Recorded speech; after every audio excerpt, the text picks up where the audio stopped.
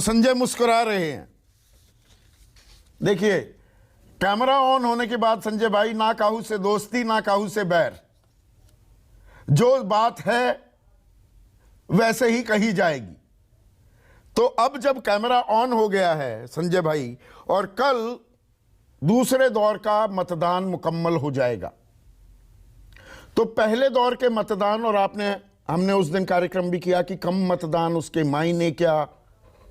अब खबर जो आ रही है भाई, शहरों में कम मतदान 50% से थोड़ा सा ज्यादा ही हो पाया।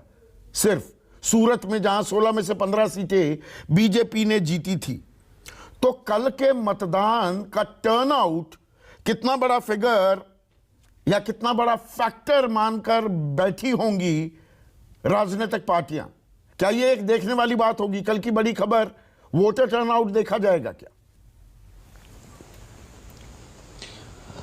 देखिए संदीप, कल की बड़ी खबर तो शाम 6 बजे सारे टीवी चैनल पर एग्जिट पोल शुरू हो जाएंगे और वो अनुमान लगना शुरू हो जाएगा कि आखिर कौन सी पार्टी चुनाव जीत रही है।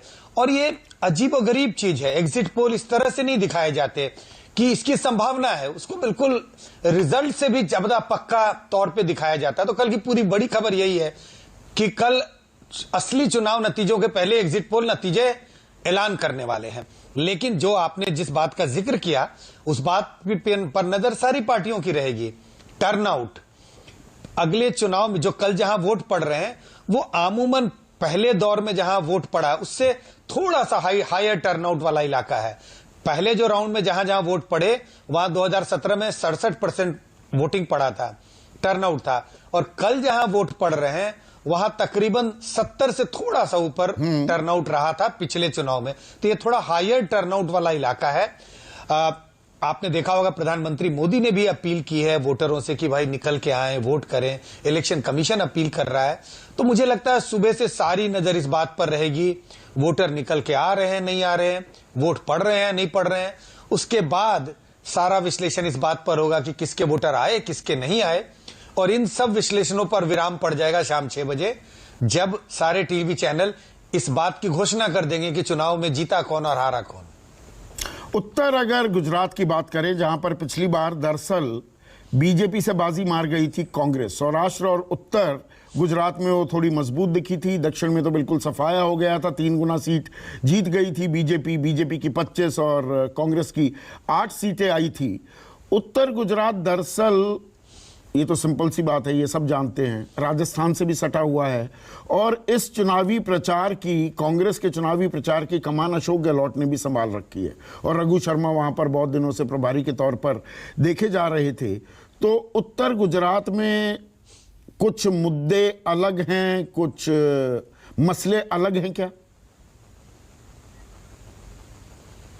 नहीं, मुझे नहीं लगता कि आप उत्तर गुजरात की बात करें, सौराष्ट्र की बात करें, दक्षिण गुजरात की बात करें, अलग अलग विधानसभा क्षेत्रों में जाएंगे तो कुछ लोकल मुद्दों की गूंज तो जरूर सुनाई पड़ेगी।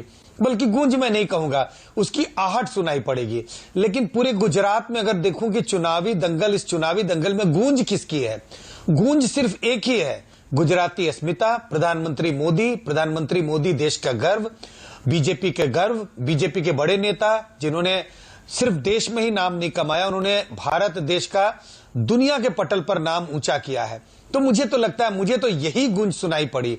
मैं बार बार कह रहा हूं संदीप, गुजरात के 2022 के विधानसभा चुनाव में सिर्फ मोदी और मोदी ही सेंटर में है, उसी के इर्द गिर्द चुनाव हो रहा है।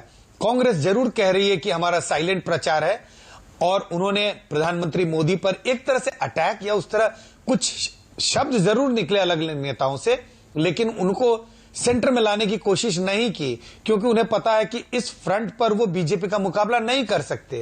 आम आदमी पार्टी की अगर बात करें, आम आदमी पार्टी ने कोशिश की कि हमारा चुनावी कैंपेन जो है वो बिजली, पानी, सड़क, स्कूल, अस्पताल पर हो, और उन्होंने इस बात की ओर ध्यान आकर्षित करने की कोशिश की जनता की कि देखो दिल्ली के स्कूलों को देखें और उसे गुजरात के स्कूलों से तुलना करें।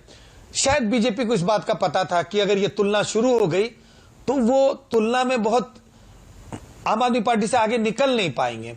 आम आदमी पार्टी ने सचमुच दिल्ली के स्कूलों में कुछ ना कुछ तो बेहतर काम किया है। इसी के लिए बीजेपी ने, जिनका इतना बड़ा जनाधार है गुजरात में और इस बात की पुष्टि तो पिछले चुनाव, जो 5 चुनाव हुए, वही करती है। हर चुनाव में बीजेपी के पास तकरीबन 49-50% वोट, लोकसभा की बात करें तो 60% वोट।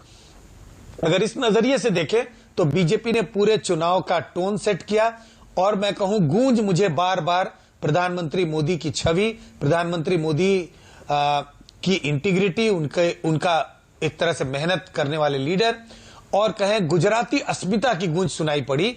और इसके इर्द गिर्द ही गुजरात के वोटरों में एक बड़ा संख्या जो है, बड़ा संख्या वोटर का उसी से प्रभावित होकर मुझे लगता है उन्होंने पहले चरण में भी वोट डाला, और कल भी जब वो वोट डालने जाएंगे वही उनके मन पे सबसे बड़ा प्रभाव होने वाला है। तो मोदी फैक्टर सबसे बड़ा फैक्टर बता रहे हैं।